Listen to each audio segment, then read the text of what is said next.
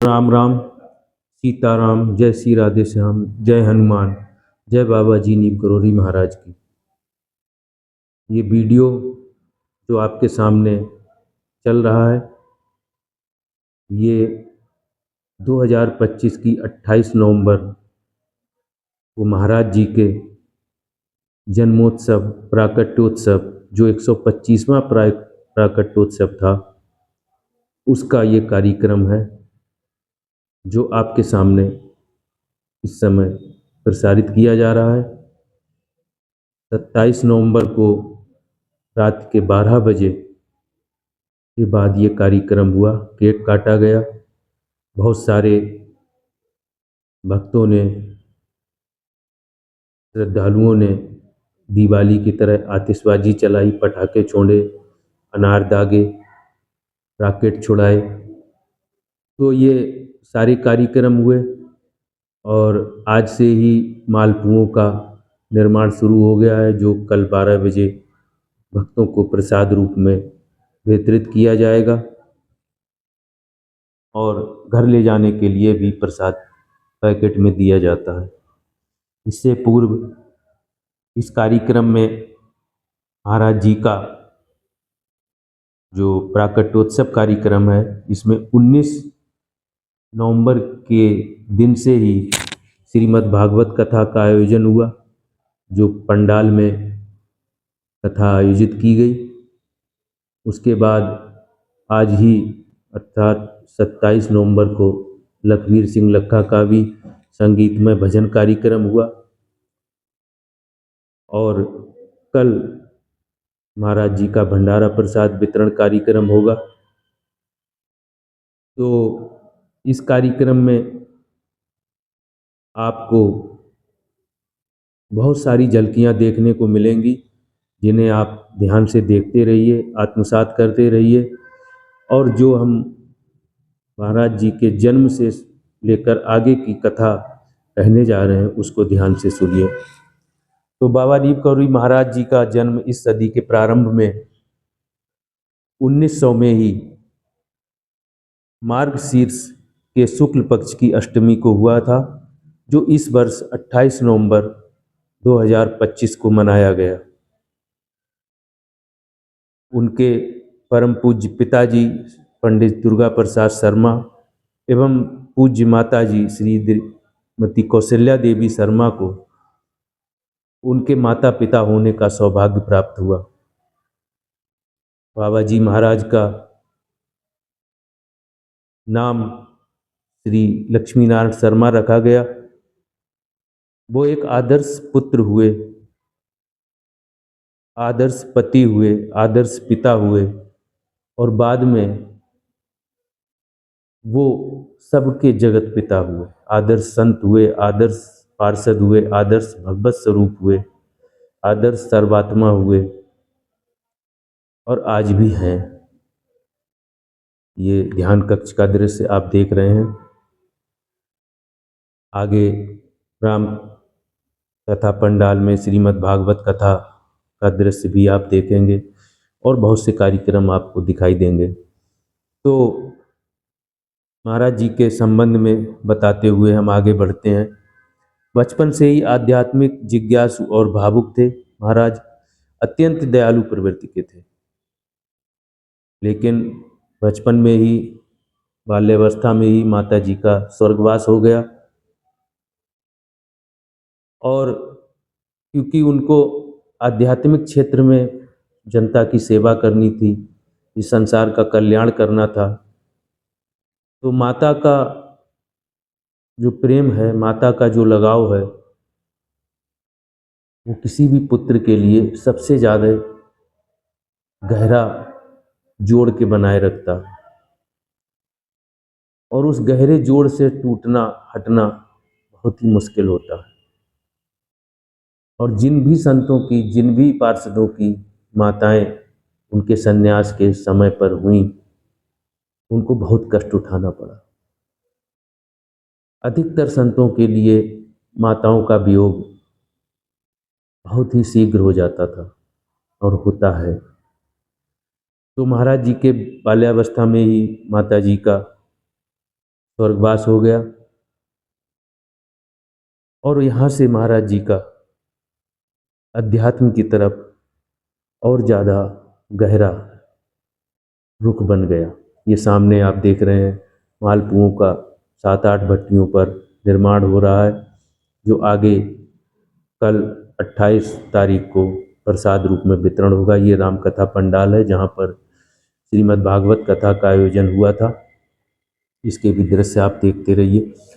तो 11 वर्ष की आयु में महाराज जी का विवाह 9 वर्ष की श्रीमती राम बेटी जी पूज्य गुरु माता जी के साथ हुआ।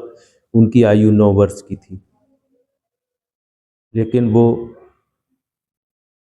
घर पर रह ना सके और 12-13 वर्ष की आयु में ही बाबा की जो आध्यात्मिक यात्रा है वो शुरू हो गई। यहाँ से वो गुजरात गए और गुजरात में भी एक आश्रम में कुछ समय रहे। फिर बावनिया चले आए। वहाँ तालाब में उन्हें तलैया बाबा कहा गया, क्योंकि तालाब में वो खड़े होकर साधना करते थे। अब कोई कहेगा कि साधना क्यों? क्योंकि जानते हैं लोग महाराज जी अनंत जन्मों से भगवान के पार्षद हैं, भगवत स्वरूप हैं, उन्हें किसी साधना की आवश्यकता नहीं थी। लेकिन हम इसका कारण बता दें कि महाराज जी को जो पीढ़ियों से संस्कार मिले, जैसे आप एक उदाहरण से समझिए, जैसे कोई वस्तु है, वो कई हाथों से जब गुजरेगी तो उस पर कुछ गंदगी चिपक जाएगी, उसको धोना साफ करना जरूरी हो जाएगा। तो जैसे महाराज जी के कई जन्मों की आध्यात्मिक यात्रा है, भगवान के पार्षद हैं, वो भगवत स्वरूप ही हैं एक तरीके से, तो उन्हें किसी साधना की आवश्यकता नहीं है। लेकिन जो जन्मों से पीढ़ियों में जो संस्कार ट्रांसफर होते हैं, उनके जो दोष हैं वो हर शरीर में आते हैं।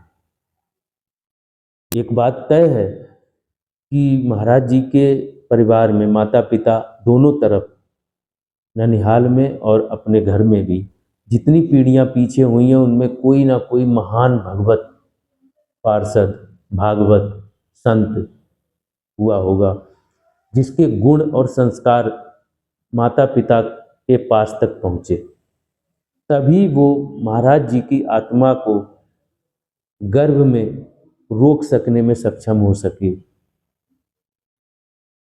उनके माता पिता को ये सौभाग्य प्राप्त हुआ। लेकिन उसके बाद भी ये जरूरी हो गया कि जो माता पिता की कुछ पीढ़ियों से जो शारीरिक चंचलताएं हैं, दोष हैं या गुण हैं, या जो सांसारिक भौतिकवादी जो थोड़ी सी लक्षणों की एक श्रृंखला है, उस श्रृंखला को तोड़ने की आवश्यकता, तो उसको साधने की जरूरत होती है। इस कारण से महात्मा लोग जो अनंत जन्मों के, कई जन्मों के जो साधक होते हैं, फिर भी उन्हें तपस्या करनी पड़ती है। लेकिन जिसका बहुत अधिक प्रबल आध्यात्मिक संस्कार होता है, आत्मा का आध्यात्मिक प्रभाव होता है, उनको बहुत ही सूक्ष्म साधना करनी पड़ती है। ऐसे ही महाराज को जो चित्त शुद्धि की आवश्यकता हुई, जो सांसारिक लक्षणों को एक उस श्रृंखला को तोड़ने की आवश्यकता हुई, वो बहुत ही शीघ्र पूरी हो गई। उन्होंने कहा था कि दादा, मुझे 17 वर्ष की आयु में ही कुछ भी पाने को शेष नहीं रह गया था। लोग पूरे पूरे जन्म तपस्या करते हैं और तब भी उन्हें कोई फल नहीं मिलता, और महाराज जी केवल 17 वर्ष की आयु में, 11 वर्ष में घर छोड़ा, 11 वर्ष में विवाह हुआ, 12-13 वर्ष की आयु में घर छोड़ा, और 4 साल या 5 साल का अरसा मान लीजिए, उसके अंदर उनको सब कुछ प्राप्त हो गया। कुछ भी ऐसा नहीं था जो उन्हें पाने को शेष बचा हो। तो सोचिए कितना कम उनको ये कार्य करना पड़ा, जिसे आप कह सकते हैं कि चित्त शुद्धि के लिए किया है।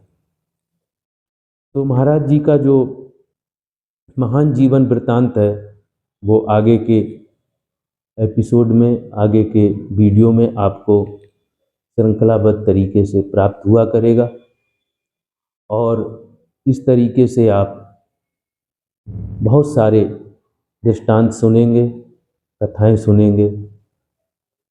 हम आपसे अनुरोध करना चाहते हैं कि इस वीडियो को आप लाइक कीजिए, अधिक से अधिक भक्तों तक शेयर कीजिए, और चैनल को सब्सक्राइब अवश्य कीजिए। अपने रिश्तेदारों को, अपने साथियों को, अपने पड़ोसियों को इस चैनल को सब्सक्राइब कराइए, क्योंकि इस चैनल की जो भी कमाई होगी उसका आधा पैसा निश्चित रूप से महाराज जी की सेवा में, धर्म की सेवा में, मंदिरों की सेवा में, हनुमान जी की सेवा में व्यय किया जाएगा।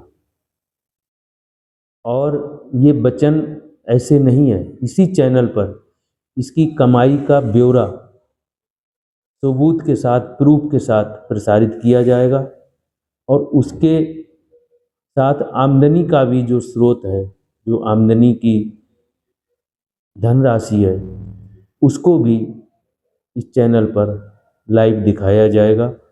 आय और व्यय का ब्यौरा पेश किया जाएगा, ताकि आप सभी को ये विश्वास हो जाए कि आधा धन धर्म की सेवा में खर्च किया जाता है।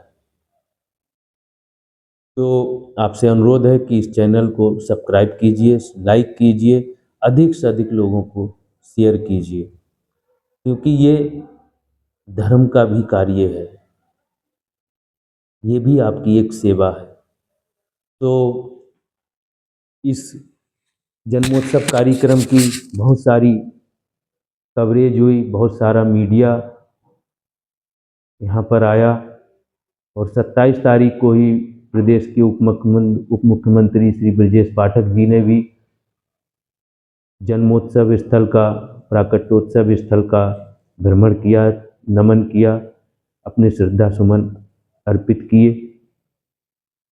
और मीडिया में, अखबारों में देश के बहुत सारे मंदिरों में, बहुत सारे धामों में जो कार्यक्रम आयोजन में हुए, उन कार्यक्रमों को अखबार में छापा, और आपने भी अखबारों में और मीडिया में बहुत सारी जगहों पर इस कार्यक्रम को देखा सुना होगा। कैंची धाम में बहुत से लोग आसानी से पहुंच जाते हैं, जगत प्रसिद्ध धाम है, लेकिन हम आपसे अनुरोध करते हैं कि एक बार आप अकबरपुर धाम जरूर जाइए। वो महाराज जी की पावन तपस्थली ही है, जन्म स्थली भी है, कर्म स्थली भी है। वो इस गांव के प्रधान भी रहे। इस गांव के चप्पे चप्पे पर उनकी चरण रज बिखरी हुई है, और उस चरण रज को आप श्वासों के माध्यम से लेकर अपने घर जाएंगे, आपके परिवार को बहुत अधिक आशीर्वाद प्राप्त होगा। तो आपसे अनुरोध है कि आप लोग अकबरपुर धाम की यात्रा जरूर कीजिए। ये आगरा के पास है, फिरोजाबाद से थोड़ी दूरी पर टुंडला है। टुंडला से आप राजा का ताल स्थान पर जो पुलिस चौकी है, वहाँ पर आप फ्लाईओवर पर उतरकर अकबरपुर जा सकते हैं, और आपको यहाँ पहुंचकर असीम शांति मिलेगी। बाबा ने 15 जून को श्री कैंची धाम की स्थापना कराई थी। सामने दृश्य कैंची धाम का आपके सामने है, जगत प्रसिद्ध धाम है। इसके बारे में सबने सुना है। आगे के एपिसोड में और मिलेगा आपको सुनने को। जय बाबा की, जय श्री राम।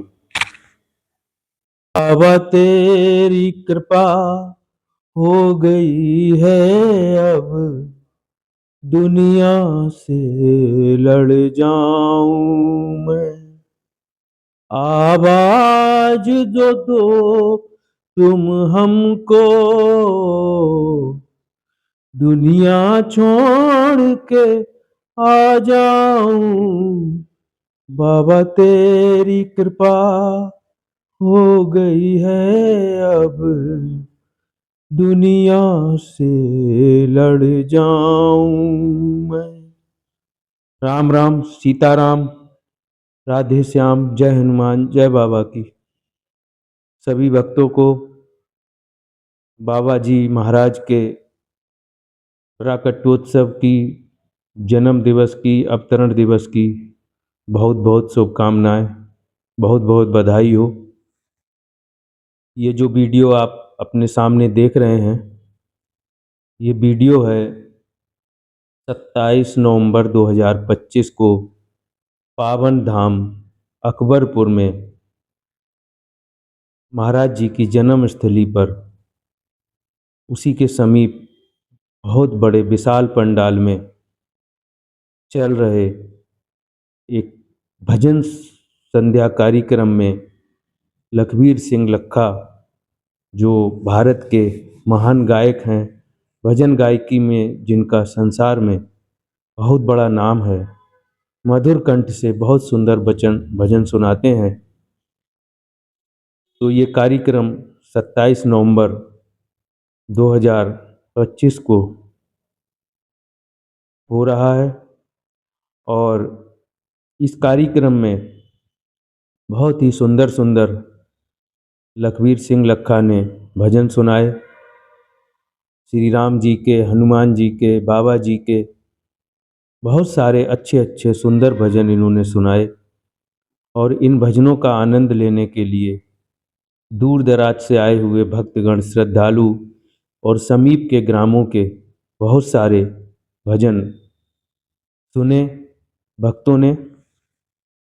ये आपके सामने जो भंडारा प्रसाद कार्यक्रम चल रहा है, इसके आप दर्शन कीजिए। बहुत ही दिव्य छवि है आपके सामने। बहुत दूर दराज से, बहुत दूर दूर से संत यहाँ पर पधारे हुए हैं। कुछ संतों से हमारी बात हुई तो वो बता रहे थे कि हम गुजरात से आए हुए हैं और भारत भ्रमण पर निकले थे, तो हमें जानकारी हुई कि महाराज जी का उत्सव है। तो फिर हम सभी संत इस उत्सव में प्रतिभाग करने के लिए उपस्थित हुए। आप देख रहे हैं कि कितना भी संभव हो इतने संत महात्माओं को व्यक्तिगत रूप से निमंत्रण देना काफ़ी मुश्किल है, क्योंकि संत भक्त यायावर होते हैं, चलते फिरते रहते हैं। ये दिव्य प्रसाद आपके सामने मालपुओं का प्रसाद और सब्जी है। तो जो संत होते हैं वो एक जगह मढ़ी पर, स्थान पर अगर टिक जाएं तो टिक जाएं, अन्यथा जो भ्रमणशील होते हैं वो चलते रहते हैं। धरती की रज में अपने भजन का प्रताप बिखेरते हुए, अपने जप का, अपने तप का प्रसार करते हुए वो भ्रमण करते हैं। गांव गांव, गली गली घूमते हैं, भक्तों को आशीर्वाद देते हैं और उस आशीर्वाद से जनता का कल्याण होता है, भक्तों का कल्याण होता है। और उनके लिए, संतों के लिए ये उपलब्धि होती है कि वो भारत के बहुत सारे स्थानों में संत दर्शन करते हैं, मंदिरों के दर्शन करते हैं, भक्ति करते हैं और उन्हें जो बहुत ही सीमित साधन में भोजन, रहने इत्यादि का जो अभ्यास हो जाता है, उससे उनका भजन बढ़ता है। उनकी विरक्ति जो विधि है वो मजबूत होती है और उससे उन्हें अत्यंत संतुष्टि होती है। तो ये जो भंडारा प्रसाद है, इसका आप दर्शन कीजिए। यहाँ पर जो संत हैं, उन संतों को बहुत सारे भक्तों ने दक्षिणा द्रव्य भी अर्पण किया। बच्चे भी भगवान स्वरूप होते हैं और उनमें भगवान का दर्शन किया जाता है। बच्चे निश्चल होते हैं, निर्मल होते हैं तो बच्चों को और संतों को एक ही श्रेणी में रखते हुए बहुत सारे हमारे जो भक्त थे उन्होंने दक्षिणा अर्पित की, मिष्ठान अर्पित किए और जो भी संभव था उनके सम्मान के लिए, दक्षिणा के लिए उनको अर्पित किया गया। इतने सारे संतों को एक स्थान पर देखना बहुत ही दुर्लभ होता है। कारण ये है कि संत भ्रमणशील होते हैं और कभी भी एक स्थान पर उनका टिकना, रुक पाना बहुत ही दुर्लभ होता है। लेकिन बाबा जी की भक्ति का प्रताप है, उनका आशीर्वाद है, जो इतने सारे संत, इतने सारे सन्यासी इस कार्यक्रम में उपस्थित हुए और उन्होंने इस कार्यक्रम में भोग प्रसाद पाकर इस भंडारा प्रसाद को महाप्रसाद बनाने में अपनी भूमिका निभाई। उनका बहुत बहुत चरण वंदन करते हैं हम, क्योंकि उन्होंने इस दिव्य उत्सव का बहुत ही महिमा मंडन किया है। अपनी उपस्थिति से उन्होंने इस स्थान पर रह रहे लोगों को, भक्तों को और बाहर से आए हुए सभी भक्तों को कृतार्थ किया, उनको दर्शन दिए। ये बहुत ही उत्तम कार्य है और इसके लिए सिर्फ संत ही कर सकते हैं। तो आप देख रहे हैं सामने ये जो भंडारा प्रसाद वितरण किया जा रहा है, इसमें इतने सारे संत हैं और बच्चे हैं, दूसरे भी भक्तगण हैं जो प्रसाद पा रहे हैं। ये भंडारा प्रसाद आपको सीधे पाने को भले ही ना मिला हो, लेकिन इसका दर्शन करना भी भंडारा प्रसाद पाने से कम फलदायी नहीं है। तो हमारा आपसे अनुरोध है कि आप इस भंडारा प्रसाद को नेत्रों से ग्रहण कीजिए, अपने लिए, अपने परिवार के लिए बाबा जी का आशीर्वाद प्राप्त कीजिए और इस दर्शन से अपने को धन्य मानिए। क्योंकि सभी का वहाँ पर पहुँचना संभव तो नहीं हो पाता, लेकिन हाँ, तकनीकी है, इसमें बहुत सारे जो साधन हैं उनसे जो व्यक्ति उपस्थित नहीं होते हैं वो वीडियो के माध्यम से, यूट्यूब के माध्यम से बहुत ज़्यादा लाभ उठाते हैं। इस वीडियो को आप शेयर कीजिए, इस चैनल को सब्सक्राइब कीजिए, लाइक कीजिए। ये महाप्रसाद घर पर ले जाकर हमने भगवान को, बाबा को अर्पित किया है, इसके आप दर्शन कीजिए। हम आपको वचन देते हैं कि इस चैनल की जो भी कमाई होगी उसका आधा धन बाबा जी के, भगवान के मंदिरों के, हनुमान जी के, राम जी की सेवा में खर्च किया जाएगा। इसका हम प्रूफ के साथ, सबूत के साथ चैनल पर आमदनी का और खर्च का ब्यौरा प्रस्तुत किया करेंगे। तो धर्म के हित में, बाबा जी के श्रद्धा के रूप में आप इस चैनल को सब्सक्राइब कीजिए। सब्सक्राइब करने के बाद आप इसको लाइक कीजिए, शेयर कीजिए अपने मित्रों को, रिश्तेदारों को, पड़ोसियों को, जानने वाले, पहचानने वाले सबको वीडियो शेयर कीजिए और उनसे कहिए खुद भी कि वो सब शेयर करें, सब्सक्राइब करें, लाइक करें और आप स्वयं भी और अपने इष्ट मित्रों को भी इस वीडियो को पूरा देखने के लिए कहिए। स्वयं भी वीडियो को पूरा देखिए। ये आपके सामने 27 नवंबर 2025 को 12 बजे के बाद, अर्थात 28 नवंबर को जब बाबा जी का अवतरण दिवस हुआ, प्राकट्योत्सव हुआ, जन्मोत्सव हुआ, उसकी केक कटने की झलकियां हैं।